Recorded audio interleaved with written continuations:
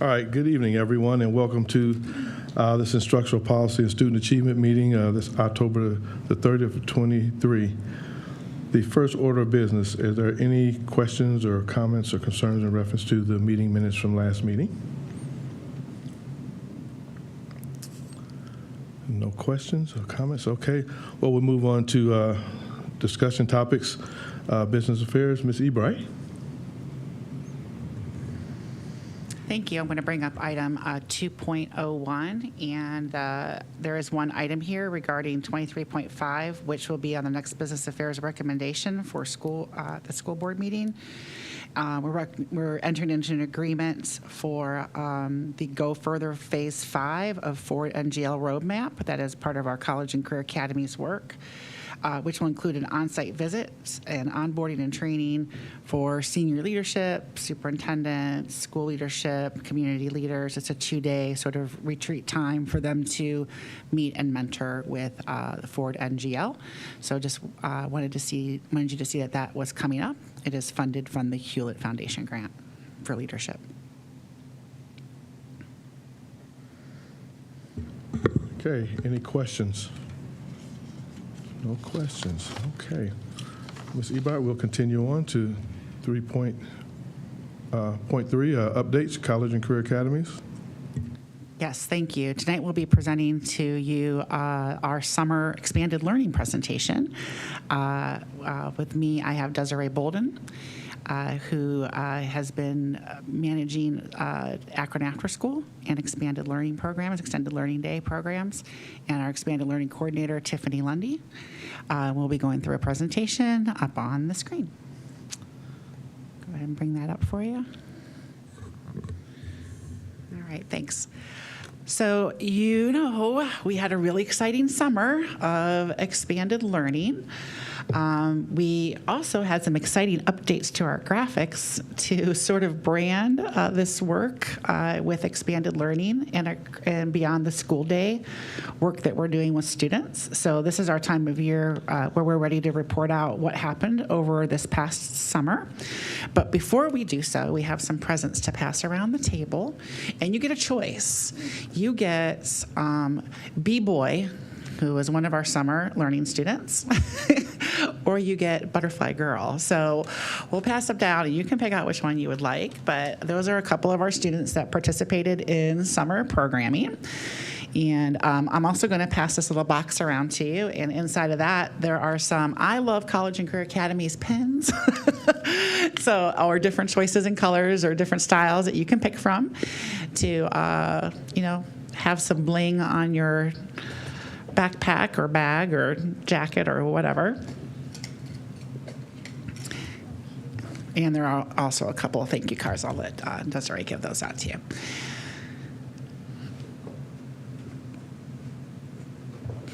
So if you remember, we talked, I think, as we were getting ready to launch summer school, and we spent some time together at a board meeting sort of getting ready for why we wanted to do this work.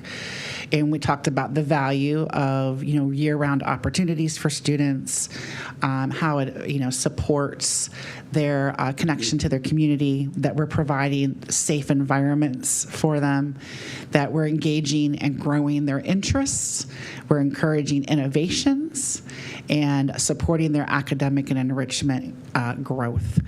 We know that lots of needs get fulfilled in this time beyond the school year, and being able to have our students in our buildings and with staff in which they have trusting relationships and environments was vitally important to success in moving students forward both academically and in their enrichment. We also know that these times are often untapped hours that represent a lot of opportunity. As you remember, we had that picture there of our students from North Hill that came in and did their garden demonstration. Remember bringing in their basket full of vegetables and the pride in which they did that work. But it goes a long way towards closing those achievement gaps. And we know that post-COVID, we've had some significant gaps in learning loss that needed to be be leveraged in this time to help students make those connections again and help them with their success in college, workplace, and life. And I intersect. Mm-hmm. Would you talk about Wallace Foundation videos coming out soon? That was just announced, and they highlighted them. Oh, yes. Yeah, that's a great point. So that particular group, when we took that picture, the Wallace Foundation was out and spent 3 days filming on site. They got wind of us from the National Summer Learning Network about the work we were doing K-12 in this space and chose 3 districts in the country to go film. They chose 1 district for elementary, 1 for middle, and 1 for high school age students. And we were chosen for high school because of the work we did with work-based learning and all the expansion work we did with our secondary age students to engage them in curriculum beyond just the traditional credit recovery or credit advancement type courses, and they actually did a feature with this group as well as I think they visited 4 or 5 other programs. Yeah. So the video should be coming out soon, so we'll be able to share that with you as soon as that comes through.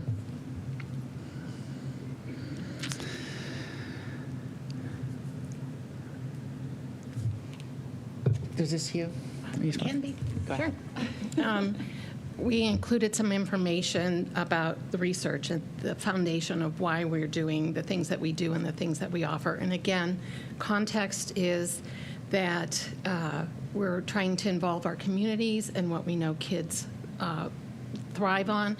We tried to extend things that were popular during the after-school time into summer, so to maintain those connections and bring in the people that they've been associated with during after school and make it into summer. And then you'll notice there's a link on there you can pursue at your own leisure. But talking about helping youth thrive is, again, that safe place, that engaging place, that fun place. And when you see that Wallace Foundation, I got to trail them and help support them for the 3 days that they were here.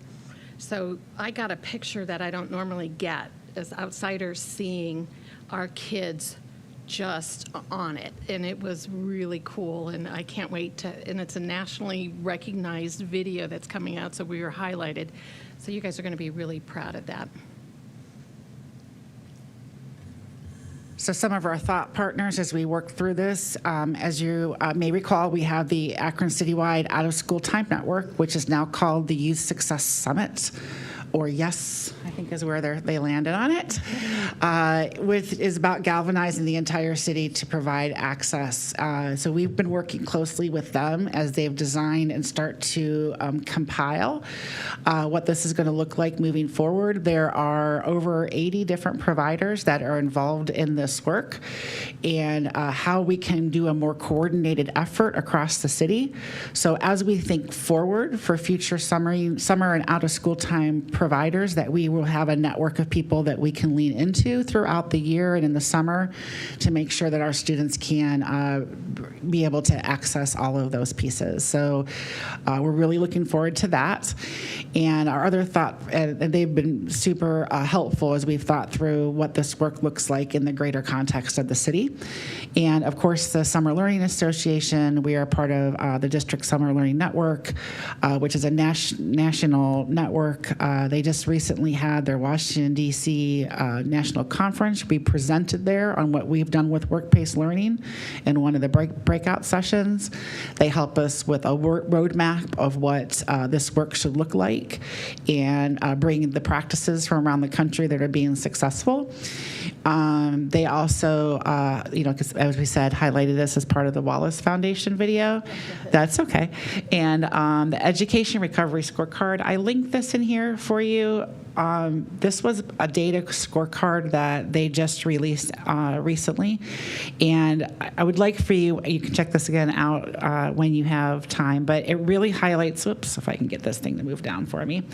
It really highlights this sort of nationwide issue. So if you look at where they've surveyed, those are areas, everything in blue is learning loss post-COVID. So when we talk about a national issue of learning loss, and the darker the blue, the more learning loss you sort of investigate. So the light, there's very few, there's a couple little areas of light green, so they came back post-COVID and actually went in the positive direction, but not by much. So national issues, and you can kind of drill down to Akron, surrounding areas, and compare some different factors that are going on there. So I thought that was interesting. I've played with this data a little bit to sort of see what's going on around the country, urbans of our size, of our poverty rate, to see like where we're falling in that as well. But when we talk about being a national issue of learning loss, this is, still an issue that we're contending with. Yes. When they gave that information out, did they say where we may have stood as far as across the nation in that learning loss? Yes, we actually suffered a higher level of learning loss than other urbans of our size and poverty rate. And so there's other factors at play. It could be, was there more housing instability? Was there more job instability that caused different factors at play where students might have had greater learning loss than others. It just sort of highlights the need for the recovery efforts that we have that might be more in our area. So, because they compared sort of, the time that we were out and then compared across those factors too. So it wasn't just the amount of time that we were doing remote education. That wasn't the factor at play when you compared to other districts in the same sort of situation. So they're going to keep poking at that data and adding in more layers that we can sort of analyze and see what factors were at play that caused the results that we saw post-COVID.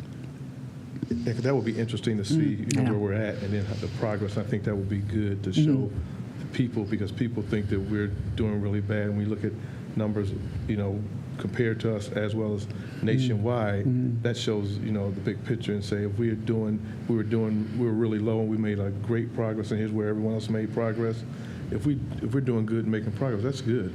Yes. Because that's what it was all about, learning and recovering, what they may have lost, and it takes time to get up to that to level. So. Right, and it'll be interesting as they add in more data for more years, because that was from 19 to 22, so right before COVID, right after COVID. So as we keep adding more data, and we'll be able to see, how gaps close over time too. Could I add something? That's a really great point, and one of the things that we've really benefited from is the having the district or the National Summer Learning Association partner with us and connect us with other communities of the same size. So every time an issue would come up about summer particularly, she would gather data from other places. And we actually had a couple meetings with other places around the country of how they were focusing on attendance. So what triggered that comment that I'm saying is that sense of isolation is everybody is experiencing levels of it. So how can we overcome? Thanks. Sorry. All right, well, I think this is you, actually. Oh, this is? Yes. Okay. Marketing and communication. So with Mark Williamson and the team, Tiffany, I think, was a real big part of this, and Marcy, you'll see there's a lot there, but I'm going to pass this around. While she's passing that out. So yeah, we can build these programs, but we really wanted to make sure that our community was aware that they were happening. So we went through several different ways to make sure that those things were moving forward. So we also know from previous surveys that our families react best when it comes directly from their teachers and their schools. So we made sure that things were in the schools, materials were with the teachers and principals so that they could communicate those home to their families. There was a dedicated landing page created for the summer experience, Choose Your Adventure. We put out announcements through Twitter, Facebook, Google searches. We had over 31,000 page views just to the website alone. Postcard mailers homes. We had 14 billboards around the city this summer. I don't know if you've got a chance to see any of those. I was really excited when they went up, but featured our students in the summer experience branding and how to go sign up with a call to action. So we went about many different ways. We did dedicated email and phone lines. We did all calls, translations for all of our documents. Community organizations were really helpful in sharing the word with students as well. We did dedicated campaigns for elementary, middle, and high school, so it was a little, differentiated depending on which groups were getting the. I didn't have any elementary ones, though. And then, so we had I linked in here for you the results of that campaign and just how many people that we were able actually to reach as a result of that. So that's in there as well. Okay. Tiffany? We're going to talk about the amount of programs that we actually offered this summer to our families, and it was nearly 200. We split the programs up, of course, by grade level. So we have elementary programs, middle school programs, and high school programs. Here is just a snippet. It's about 28 of them on here of the 30 programs that were offered across elementary schools. One of the main focuses here was to make sure that these were cross-access to any cluster, getting kids the access to, even if it's something offered in another building. If their parents can get them to that camp, they can attend somewhere else also. If they are on a different side of town with their grandparents during the summer, they can go to that school because it's closer to them. So equity and access was prioritized in our elementary program offerings. Middle school offerings, we have even more. Sports are going to become a little bit more involved in this age group. Now we're up to more than 50 different programs that were offered to middle schools all across our district. The clinics and sports camps with athletics is why this number is higher. It's going to be even higher at the high school level, and they are cluster specific by the time we get to the high school because those are the sports that they participate in the fall, and you'll see the number jump even more on the next slide, up to more than 70 different programs offered. I couldn't put more than 40-something on here because it was just getting too tiny to see, but it's not just athletics. You guys will see things like chess club here. You'll see environmental science clubs that are up here, learning about business and careers. There are different programs that are offered at every grade level to try and hit a different sect of children, right? Getting cooking camps are up there, Boys and Girls Club, so that other kids, any kid, can find something that they were interested in from this list. We have some participation data. Nearly 200 camps were offered this summer, 191 to be specific. We ended up with over 4,000 kids and almost 9,000 seats, meaning that we had 4,000 kids, but they could register for more than one item throughout the summer. We had very good attendance this year for kids who have shown up to our camps. 6374 actually comes out to be 75% of the student population that was registered for our camps in attendance. High participation is anything above 70%, so these are actually really good numbers for us. You'll notice that we did divide our camps into 3 major categories, which goes with our out-of-school time work with YSS. We have an enrichment group or category of camps that were offered, academic support camps that were offered, and then we had, of course, our sports or athletic camps that were offered. So attendance by those 3 different categories. I'm going to use my paper here because it's so tiny to me. Okay, so attendance, high attendance for this, kids that attended more than 70% of the time. You'll see that our enrichment group, more than 50% of our kids actually came to camp, more than 70%. Academics came 65. Academics were targeted, right? We wanted kids to come that we knew needed to grow, and with that encouragement from the school that their children go to, that ended up being a very highly attended camp category. Athletics, 63. Athletics is sort of a new area for us. There is a huge benefit for kids who actually participate in sports and athletics throughout the school year. It keeps our kids safe, it keeps our kids busy, and it gives them opportunities for college. So we are now tracking the sports and athletics piece of this data. Participation by cluster. Most of our camps, almost all of them for academic and enrichment, were offered cross-cluster. The athletics became a little bit more specific because of the sports that kids play in their own home cluster when fall comes. They were offering clinics for the kids who would be playing in the fall session. Firestone is our largest cluster, so of course we see more camps that are in that particular area and on down. More students in that area, right? Our largest area by that way. Okay. May recall we also worked on work-based learning this summer and growing that number. Our goal is that 15% of, well, this is rising juniors at that time, but every graduating class by pathway that we would see students, 15% of them meeting their 250 hours of work. That's our federal required minimum level. We expect to exceed that. Last summer, we had about 33 students that did that. This summer, we had 300 and I want to say 70 students that completed hours this summer with that huge effort and expansion we did. So we started with wanting to serve up to 300. We were able to find extra dollars from the city of Akron to help with gun violence reduction. There was a point in time, sort of right before school let out, where the report came out around right down to streets that have more violence in the city. And so dollars were immediately reallocated to students that lived in those neighborhoods to make sure that they could have the dollars to participate in work-based learning. So we grew substantially. We had the additional JOG staff that came on board that is now hired at all of our schools, and every high school has 2 job specialists that are continuing to support those students. We have 1 central office coordinator here through Jobs Through Ohio Graduates as an employee of theirs, as well as all the job specialists are employees of JOG.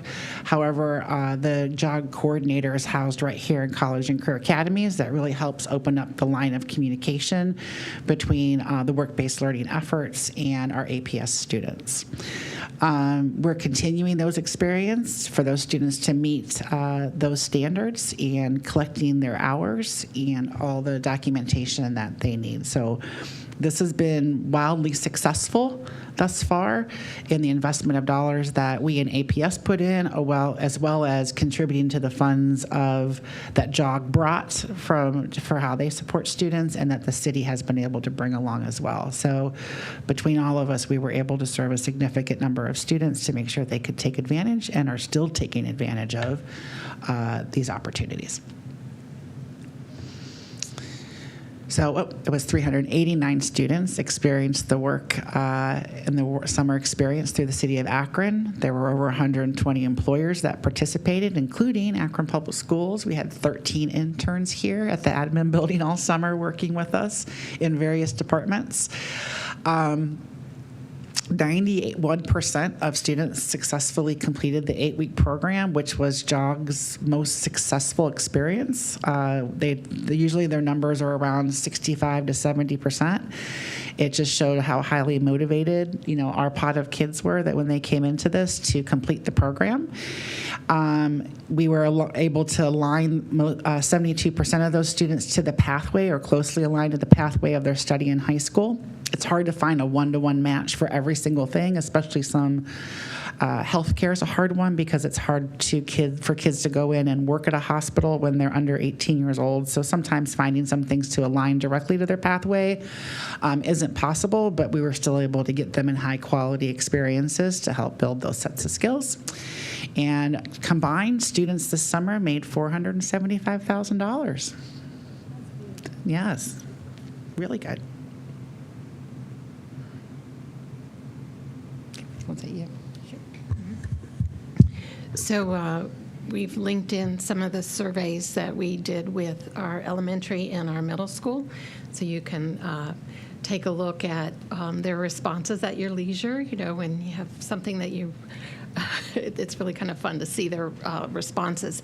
But we wanted to get a sense on what they felt, and we did it in real time. And so then we just included some of the comments from the elementary side on the left side, and then on the right side, secondary. So take a look at that. Some of them were just very expressive about how much they loved it, and then some wanted to know why we didn't have a pool, or that we could do better on the food part of it, I think was a couple of them. Okay, I just have to read. I love it, and I love you, and I love others sometimes. I know, I like it. That had to go in. Yeah, and so on those surveys, you click those links, you can look at, we have recorded all of them, so we just highlighted some of them. So there you have a real student voice there. So did you want to talk about that? Okay, so what's next beyond the school days? So congratulations are in order. We have 3 new 21st Century grants. I think you saw that come through before. Board approved. We have what's exciting in Akron After School is that all 28 elementary buildings have academic intervention, K through 5. Now, what's really important about that is that we supported with ESSER dollars 4 and 5 last year, the last 2 years. So in order to fill that gap, these 21st Century grants came in timely to help. We're stretching as thin as we can. We have braided funding with the City of Akron, has long supported with $185,000 a year. Title I dollars, $250 help support, and then our 21st Century funds, which are about almost $850,000 a year, up to $1 million. And we have college and career academies helping to support, and Title I, some of our middle school STEAM, and I think that's Tiffany, if you want to talk about that. Okay, there we go. Okay, we have an expanded opportunities grant for any new new or expanded STEAM program in our middle school level. It allows for each building, each middle school building, to have over $10,000 in materials for either kits or materials to teach a program that's STEAM related. So far, we have 9 proposals submitted. Every school is represented right now, except I'm waiting for a proposal from I Promise and Jennings, but they're coming. They've already written me and said it'll be in today. So we'll have at least one STEAM program going on that will begin the last week of October or the first week of December. And we're working with the Office of School Improvement to get those dollars into clubs that will expand opportunities for our kids. Oh, yeah, I'll go there. Okay. I'm going to the next bullet point here. So some of the clubs that we already have going on at the secondary level are our robotics clubs and esports, which has just exploded in popularity and benefit for our kids. Work-based learning and career tech classes are already going on at the high school level. Anything that is a career tech class, whether it's a DECA club or FCCLA, those classes are already up and running. And waiting for competitions for the kids, who would like to compete in those programs. So those are already there, and as we continue to, seek funds to keep this important work going, we'd like to expand even further. So I wanted to, talking about the school year analytics, on November 13th, we'll be presenting to City Council for their yearly give, and we report to the council. And so these are the documents that they'll be getting. But what I've done is, this is last year's demographics on what Akron After School, the elementary, served, what they look like. And then I did a timeline, a 5-year timeline on impact that we're doing in the elementary level. So Akron After School is an intervention, an academic intervention youth development program. The youth development part isn't always attached to every building that has the intervention because of dollars. So as we move forward and look at impact, particularly attendance, the youth development or enrichment part for our full sites, that's what 21st Century funds, is full sites. It's intervention plus youth development. Youth development is the carrot. That's the chess clubs, the theater clubs that are attached after you go through intervention. So because we are focused on the academics, our dollars go into everybody gets intervention. So everybody who needs it, and those are our intensive targeted students, so that they come to us 2 years behind, and you'll see how we track different movements there.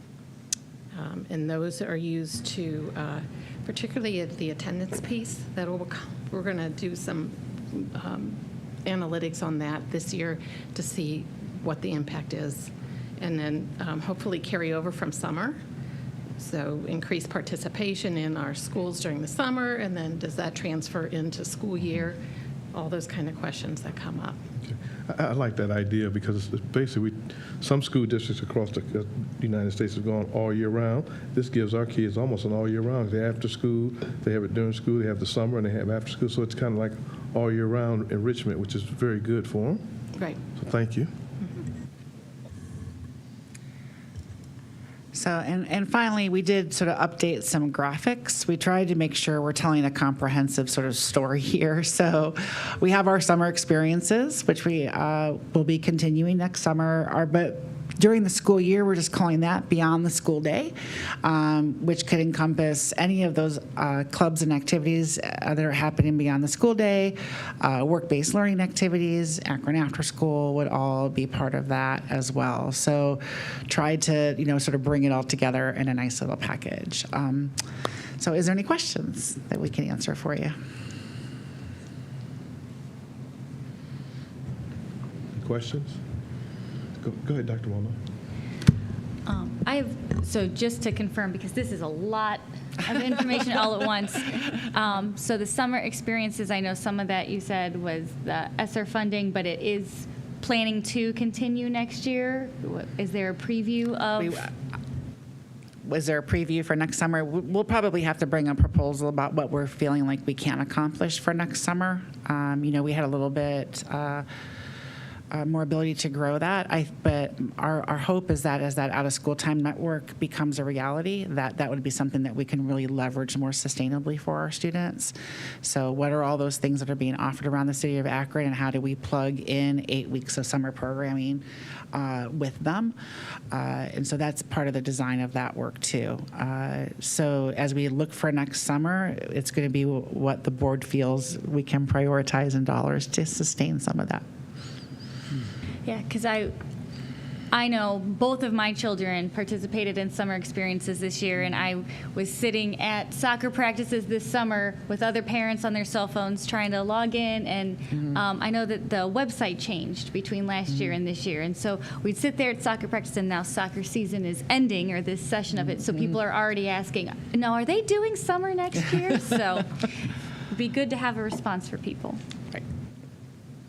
We're actually having a design meeting here in the next few weeks to start thinking about what next summer could look like and start placing those things out. I just want to add that our National Summer Learning Network, they have a saying, summer starts in September, which is so anxiety producing. And they reminded us of that our last meeting last week. It does, yeah. Last year, I think we said it was December. I told people to start thinking summer, and but it comes so fast. So you've got to, if you really want to it's running a whole school in the summer, really, and you would think you have 6,000 students showing up to do things. You've got to have, it's a lot to hire and plan for. Yeah, and parents are already planning for next summer. They're planning their vacations, they're planning their next school years, and even some of the parents that, just because some of their kids go to Akron Public Schools does not mean all of the kids in their house are going to Akron Public Schools. So I know particularly, this is, just one example, but there are even some families who said, oh, we maybe would have sent our kids to Akron if we would have known, then they could have done the summer camp, but they're not eligible for the summer camp because they weren't our students. So people are already wondering. Yeah, good. That's good. We want to attract those students to come to Akron Public Schools. Any other questions on this? Okay, well, we'll go to 3.02, Family Resource Center.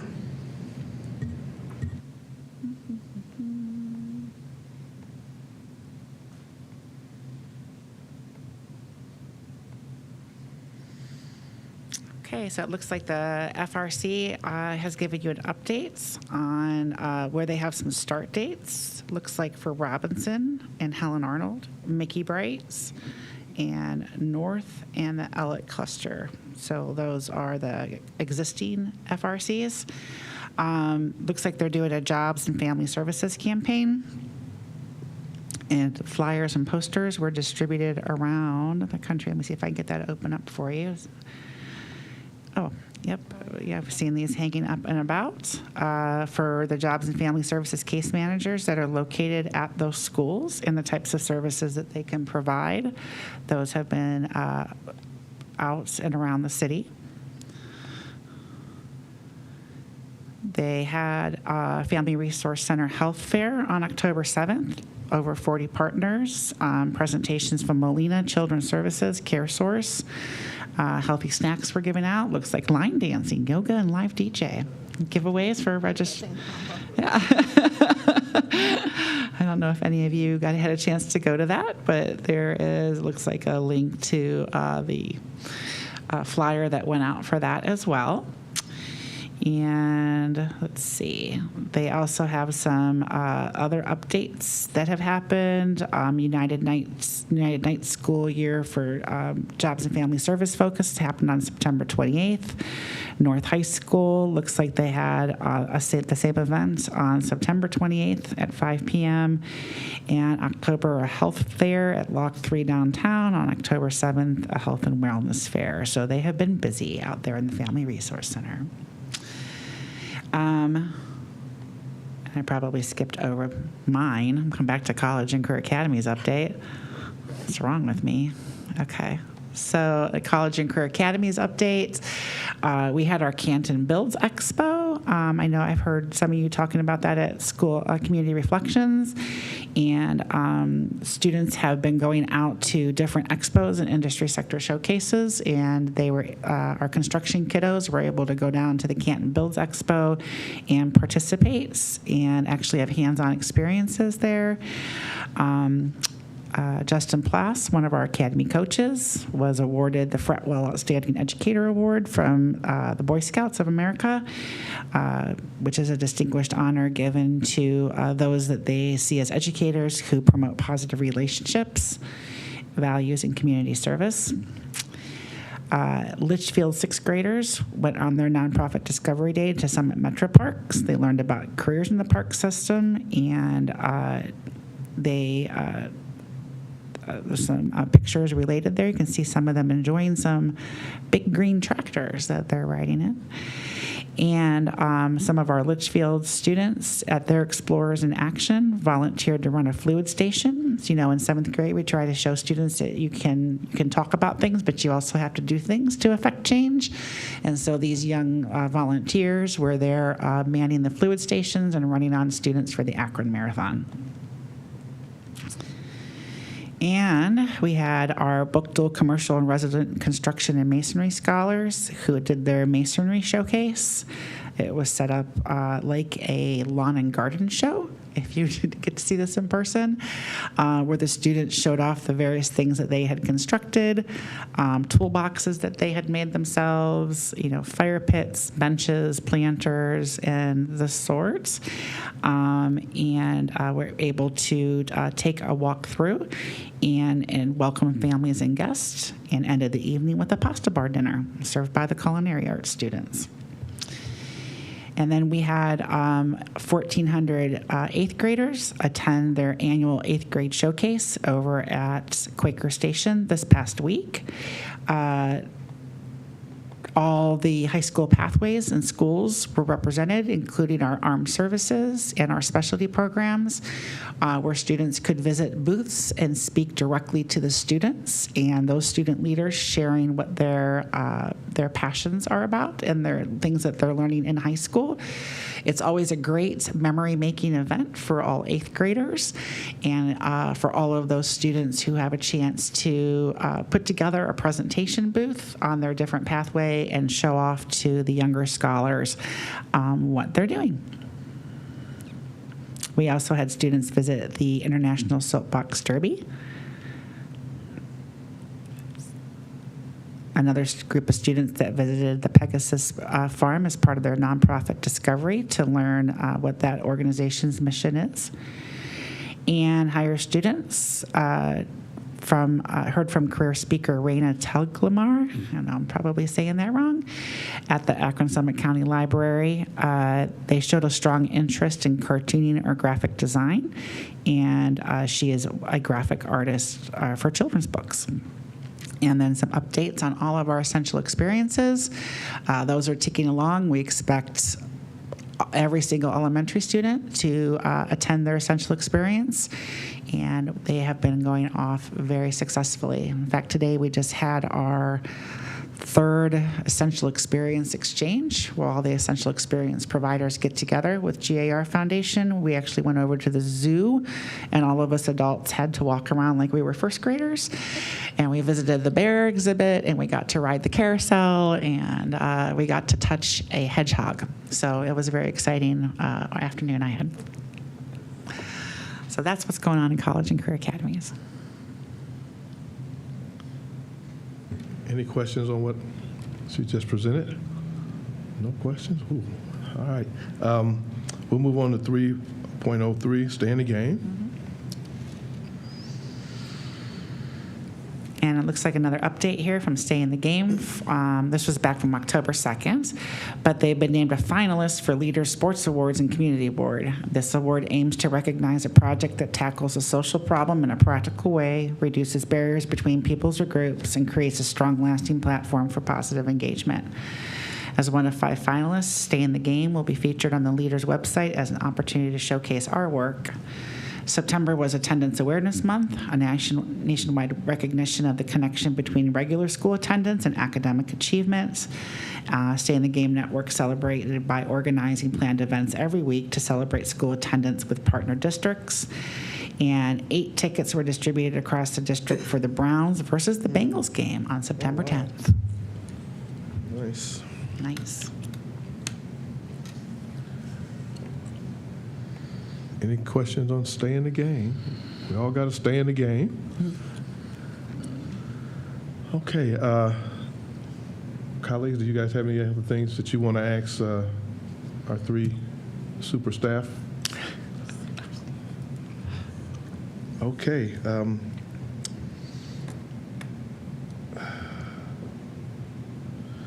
think that's all we have on the agenda. Well, if we don't have anything else from 3 of you superstars, then we'll go ahead and adjourn this meeting if it's okay. Thank you. We appreciate all the support. Thank you all for doing what we do, yes, for our students. It's always important, always good. Make sure the students get what they need. Stay in that game. All right, that's it. All right.